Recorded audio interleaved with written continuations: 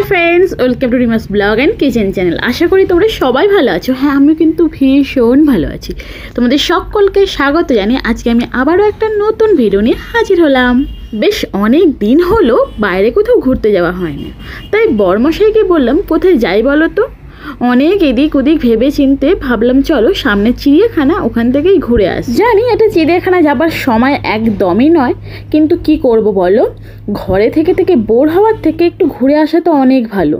যদিও আমি গিয়েছিলাম বেশ অনেক দিন আগেই, ওই যে আমার চিরকালের অভ্যাস, আমি ভীষণ ল্যাথখোর একটা মানুষ, সেই জন্য তোমাদের সামনে আনতে আনতে এতটা দেরি হয়ে গেল। তো যাই হোক, এই যে দেখতেই পাচ্ছ আমরা কিন্তু চলে গিয়েছিলাম চিড়িয়াখানাতে। বাড়ি থেকে আমরা বেরিয়েছিলাম ওই 9:30-10টার সময় করেই। তাহলে চলো এবার সামনে গিয়ে টিকিটটা তাড়াতাড়ি কেটে নেওয়া যাক। এখানে বাচ্চাদের মানে 2 থেকে 5 বছর পর্যন্ত বাচ্চাদের 20 টাকা করে টিকিট, আর বড়দের কিন্তু 50 টাকা করে টিকিট। চলো টিকিট কাটা হয়ে গেছে, এবার সামনের দিকে এগিয়ে যাওয়া যাক। আর আমরা যেদিনকে বেরিয়েছিলাম সেদিনকে ভীষণ রোদ ছিল ঠিকই, কিন্তু হাওয়াও দিচ্ছিল, মানে গরমটা ঠিকঠাক হচ্ছিল না। তার মানে বুঝতেই পারছো আমি ঠিক কোন সময়ের দিকটায় গিয়েছিলাম, মানে যেদিনকে ওই ঝড় হয়েছিল তার পরের দিনকে আর কি।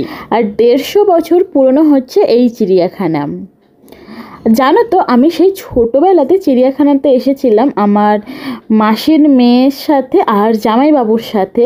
তখন আমি ভীষণই ছোট ছিলাম, হয়তো ওই কিসে 7-8-এ পড়ি এইরকম। তারপরে এই এত বছর পরে আবার বরের সঙ্গে আসলাম। এত বছর পরে এসেছি বলে বেশ অনেক কিছুই পরিবর্তন লাগছে, আর এটাই তো স্বাভাবিক বলো, সময়ের সাথে সাথে সমস্ত কিছু পরিবর্তন হয়েই যায়। তো আমরা প্রথমে ঠিক করে নিয়েছি যে আগে বাঁ সাইড দিয়ে দেখা যাক। তো প্রথমেই দেখতে পাচ্ছি কিছু বাঁদর লাফালাফি করছে, আর আসলে মানে যেটা এদের কাজ সেটা তো করবেই। তো চলো তোমরা দেখতে থাকো, আমি আর এখানে বেশি কিছু বকবক করছি না, তাহলে তোমরা এখানে কিছু আমাদের অডিও তোমরা মিস করে যাবে। তো চলো তোমরা দেখতে থাকো প্রথম থেকে শেষ পর্যন্ত।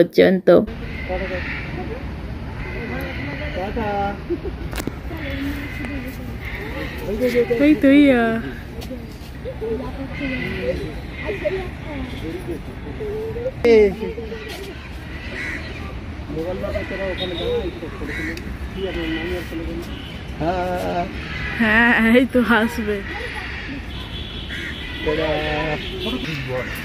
প্রজাতি বনরের কি সুন্দর দেখাচ্ছে।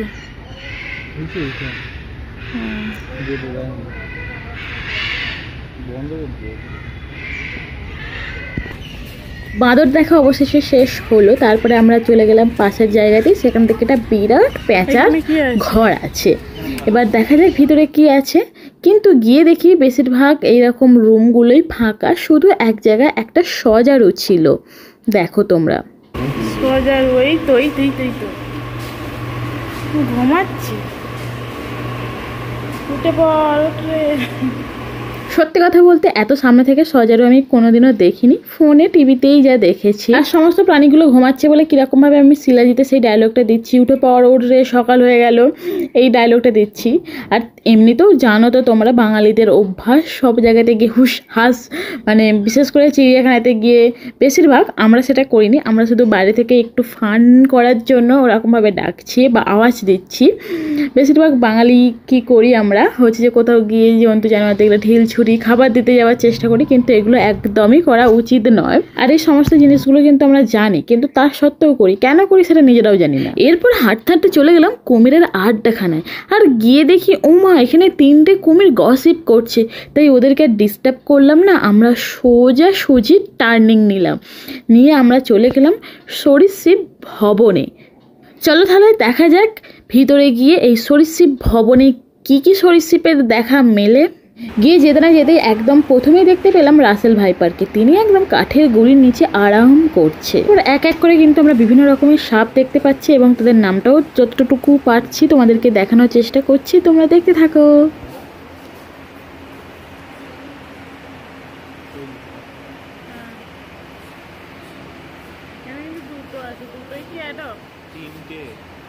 হ্যাঁ তাও তো, এই তুমি কাঁচা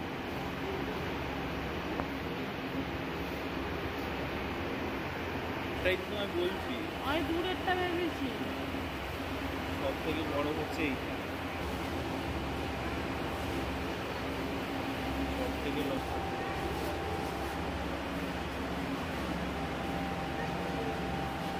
এটা অনেকগুলো। রক পাইথন, আচ্ছা এরা রকে থাকে, বুঝেছো?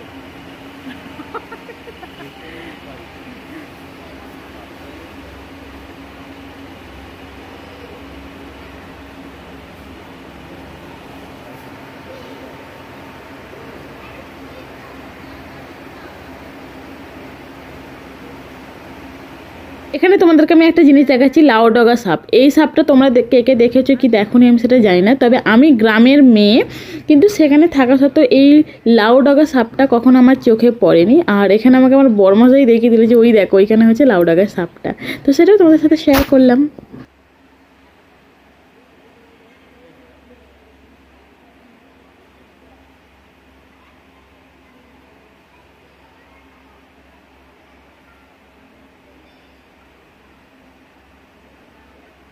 এটা আছে এই যে সামনে।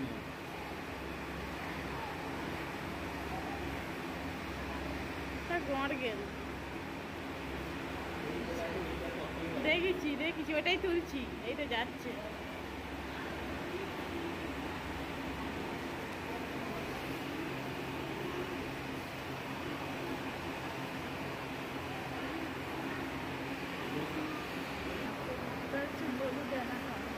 ভালো করে তোমার বলে জানা করো।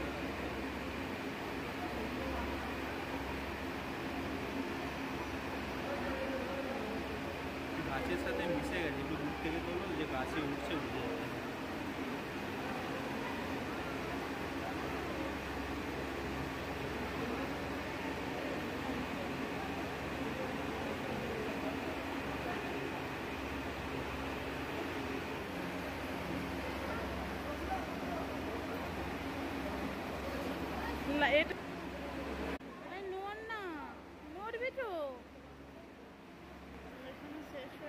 শৈশব ভবনটা আমাদের দেখা হয়ে গেছে, তবে বেশিরভাগই এখানে সাপই দেখলাম। আর গোসাপ 4-5টার মতো হয়তো আছে, মানে যেটাকে একদম পুরোপুরি বাংলা ভাষায় গরগেল বলা হয়। তো এটা দেখা হয়ে গেল, এবার আমরা বাইরে চলে এসেছি। এবার আমরা চলে যাচ্ছি তার পরবর্তী জায়গাতে। এখানে আছে অনেক অনেক হরিণ, যদিও অনেক জায়গায় ছড়িয়ে ছিটিয়ে আছে। আমি যতটুকু সম্ভব যতটুকু পারছি ততটুকুই তোমাদের সাথে আমি শেয়ার করছি। আর এখানে দেখে এই খাঁচাটায় না, এর পরের খাঁচাটায় আর কি দেখলাম একটা জায়গায় রোদে একটা হরিণ জল খাচ্ছে, আর সেই জিনিসটা কিন্তু দেখার মতো। আর আমি এখান থেকে যাচ্ছি, আমি আমার বড়মশাইকে বলছি তাড়াতাড়ি এসো, একটা দারুণ জিনিস তুমি মিস করে যাবে। সেটা হচ্ছে যে একটাই রোদে হরিণটা সত্যি মানে চকচক করছে, মানে যে সোনার হরিণ চাই যে গানটা আছে সেটা কিন্তু একদম আমি দেখে সামনাসামনি দেখে রিয়েলাইজ করলাম যে সত্যি সোনার হরিণ গানটা কিন্তু এমনি এমনি গাওয়া হয়নি, এই দৃশ্য দেখেই গাওয়া হয়েছে আর কি। এটা আমার ভাবনা, এটা আমি নিজের মতো করে বললাম, তোমরা যেন কোনো কিছু মাইন্ড করো না। এই যে দেখো তোমাদেরকেও আমি জিনিসটা দেখাচ্ছি। নাচুনে হরিণ, কি নাম? মণিপুরে নাচুনে হরিণ।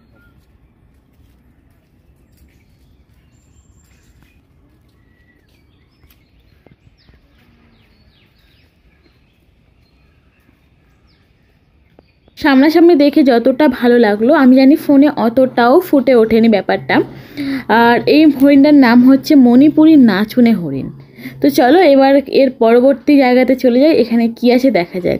ও এখানে আছে ক্যাঙ্গারু, আর ক্যাঙ্গারুটাও দেখি এখানে একা এখানে বসে আছে, আর চারিদিকে কিন্তু অনেক বাচ্চা ক্যাঙ্গারু ছোটাছুটি করছে। ক্যাঙ্গারুর একদম পাশের খাঁচাতেই আছে এই বড় বড় কচ্ছপ। এই যে তোমরা পাথরের মতো যে দূরের জিনিসগুলো দেখছো ওটা কিন্তু কচ্ছপ, হ্যাঁ অত বড় বড়।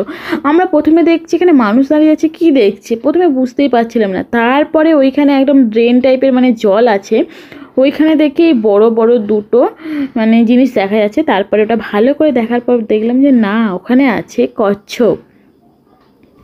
এরপরেই দেখতে পেলাম একটা বড় গিরগিটি, তবে এটা গিরগিটি না, গিরগিটিরই একটা বড় প্রজাতি।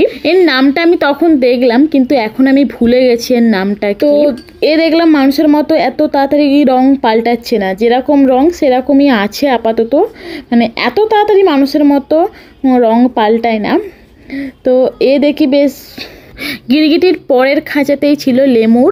লেমুর আমরা অনেক ধরনের দেখলাম, কিন্তু তোমাদেরকে এখানে একরকম প্রজাতির শেয়ার করছি। আসলে সবটা তো আর এরকমভাবে দেখানো যায় না, তাও এই চিড়িয়াখানার ব্লগ তোমাদের কাছে 2 আসবে, এটা পার্ট 1। পার্ট 2টা দেখার জন্য অবশ্যই কিন্তু চ্যানেলটা সাবস্ক্রাইব করে পাশে থাকা বেল আইকনটা ক্লিক করে অল করে রাখো, যাতে নোটিফিকেশানটা সবার আগে তোমাদের কাছে পৌঁছে যায়।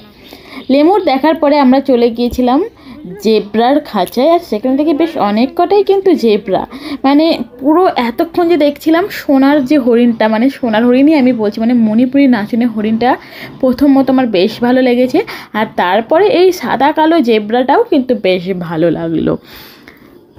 তো ভিডিওটা আমি আজকে আর বেশি বড় করলাম না, এরপরে পার্ট 2 আসতে চলেছে, আগেই তো বললাম। আর আজকের ভিডিওটা এই পর্যন্তই। আজকের এই ভিডিওটা তোমাদের কেমন লাগলো আমাকে কিন্তু অবশ্যই কমেন্ট করে জানিও, ভালো লাগলে লাইক আর শেয়ার করে দিও।